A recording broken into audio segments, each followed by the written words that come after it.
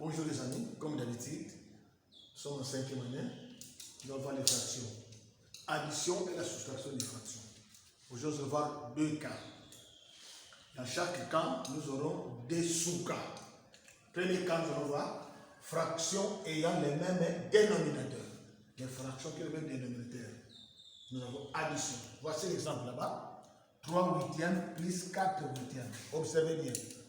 3 huitièmes, 4 huitièmes. Les deux fractions ont le même dénominateur, 8.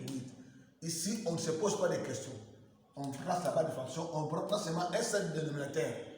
Comme c'est un même dénominateur, 8, pas seulement un seul dénominateur, c'est 8. Et puis, on répète le numérateur.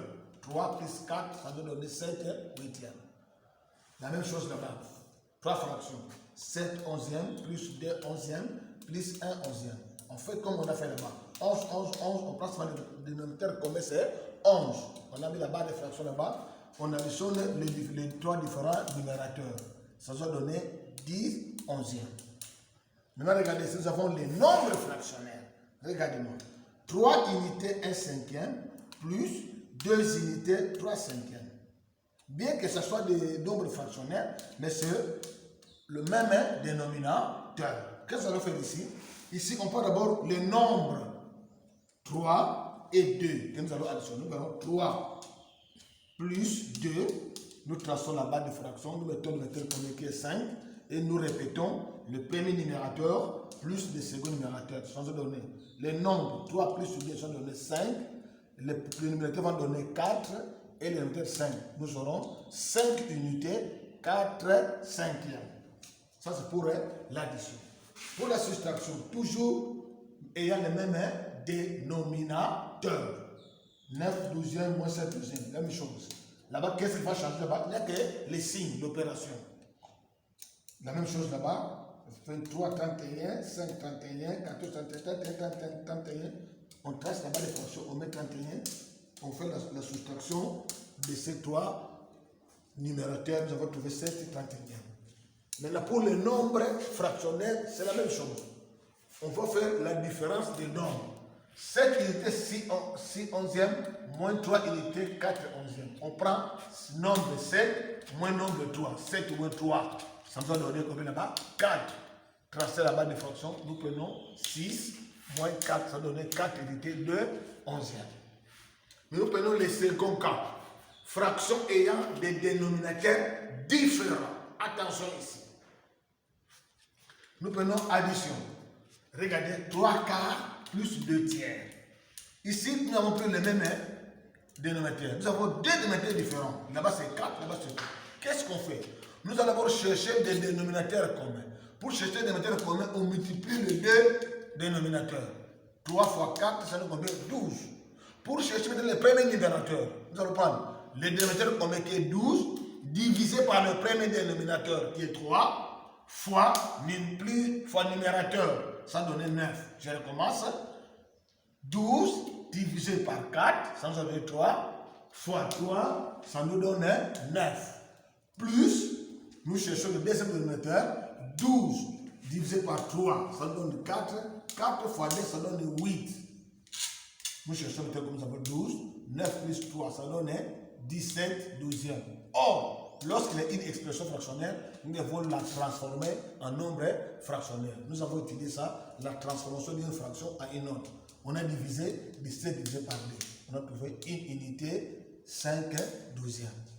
La même chose là-bas. Mais là-bas, lorsqu'il s'agit d'un nombre entier plus une fraction. Regardez, nous allons convertir ça en fraction. Tout nombre entier est sous-entendu sur 1. Maintenant, nous allons voir 2 sur 1 plus 2 cinquièmes. Nous allons chercher même des dénominateurs. Combien c'est combien là-bas? C'est 5. 5 divisé par 1, 5 fois 2, ça donne 10. 5 divisé par 5, ça donne 1 fois 2, ça donne 2. Nous avons 10 plus 2, ça donne 12 cinquièmes. Que nous avons transformé en fraction, en nombre fractionnaire. 2 unités, 2 cinquièmes. La même chose là-bas. 3 plus 1. On a pu chercher le même dénominateur comme 10 et pour chercher le premier numérateur et le deuxième dénominateur. La même chose pour la soustraction. Mais vous ne posez pas de problème. On cherche d'abord les dénominateurs communs. On a trouvé là-bas 12. Je vous ai montré comment il faut trouver 3 fois. 3 fois 4, ça donne 12. 12 divisé par 3, ça donne 4. 4 fois 2, ça donne 8. 12 divisé par 4, ça donne 3. 3 fois 1, ça donne 3. Nous avons trouvé combien? 8 moins 5, ça donne 8 moins 3, ça donne 5. Ça donne combien? 5 douzièmes. La même chose là-bas. Il n'y a pas de problème. On a fait 11, 9 fois 11, on a 9. Divisé par 9, ça donne 11. 11 fois 7, 77. On a 9 divisé par 11, ça donne 9. 9 fois 7 donne 63. On a trouvé ça. La même chose pour la soustraction avec les nombres fractionnaires. On va seulement prendre le nombre 2 moins 1. 2 moins 1, ça donne quoi? 3 moins 1, ça donne 2. Et puis on a cherché les méthodes communs entre 2 et 5. Les méthodes communs, c'est 10. 10 divisé par 2, 5. 5 fois 1, vous allez trouver 5. 10 divisé par 5, ça donne 2. 2 fois 1, ça nous a donné 2. Nous avons trouvé combien? 3 moins 1, ça donne 2 unités, 3 dixièmes.